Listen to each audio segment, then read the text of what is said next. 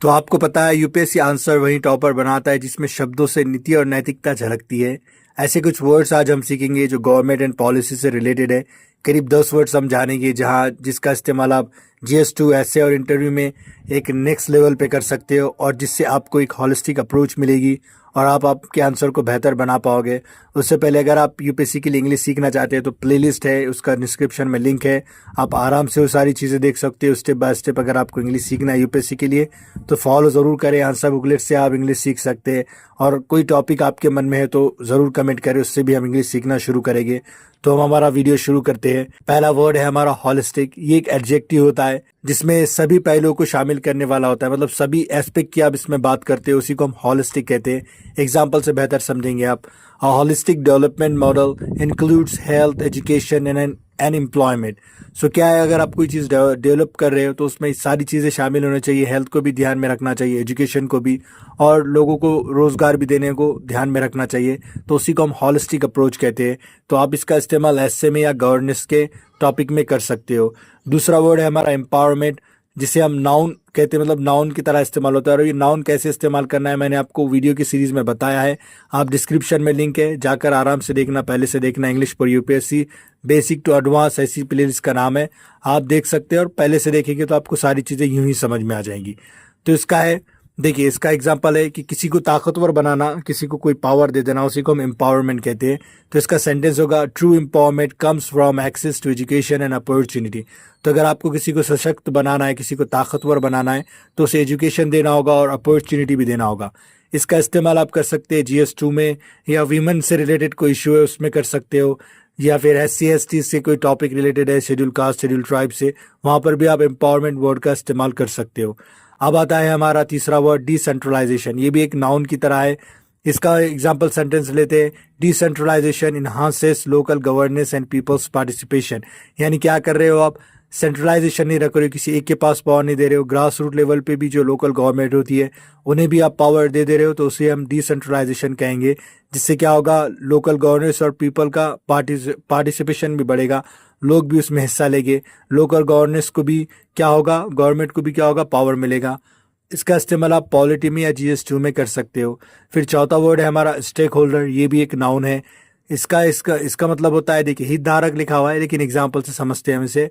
Policy must consider the views of all stakeholders. मतलब जो भी वो पॉलिसी बनाने में, मतलब जिस पर भी पॉलिसी बन रही है, जो भी पॉलिसी बना रहे हैं, उसके सारे इंटरेस्ट को देखा जाए, हित को देखा जाए, तभी वो पॉलिसी अच्छी कही जाएगी। तो पॉलिसी को वो कंसिडर करना चाहिए।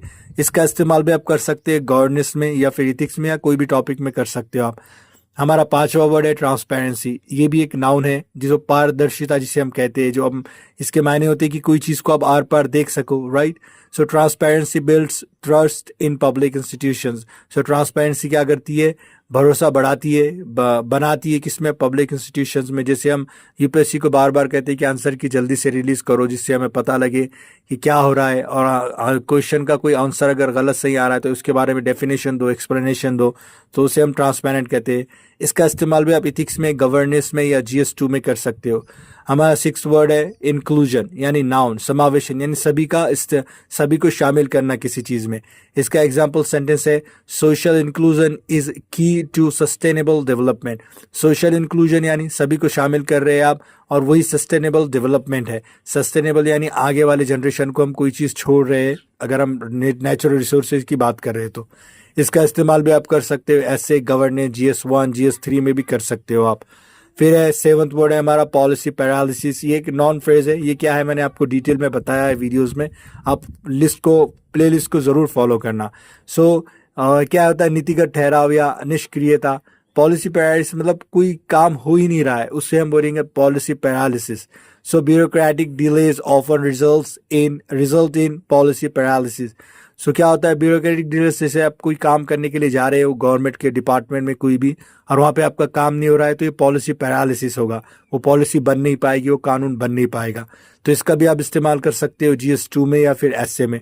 आठवां वर्ड आता है हमारा गुड गवर्नेंस का। ये भी एक नाउन फ्रेज है, जिसे हम सुशासन कहते हैं। अकाउंटेबिलिटी एंड एफिशिएंसी आर की टू गुड गवर्नेंस। तो अकाउंटेबिलिटी यानी आपकी जिम्मेदारी होनी चाहिए, आप अकाउंटेबल हो कोई चीज़ के लिए, एफिशिएंट हो, तभी गुड गवर्नेंस बन सकती है। इसका भी इस्तेमाल आप एथिक्स में, पॉलिटी में, एसए में या जीएस पेपर्स में भी इस्तेमाल कर सकते हो।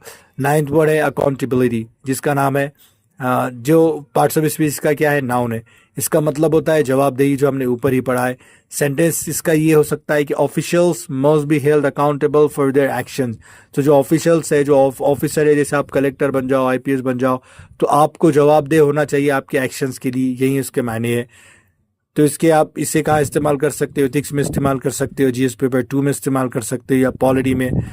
फिर आता है हमारा 10वां word participatory democracy. Noun phrase ही होता है ये, भागीदारीपूर्ण लोकतंत्र, मतलब सभी का क्या हो, लोकतंत्र में हिस्सा हो, ये बात हो रहा है। True participatory democracy involve citizens in decision making.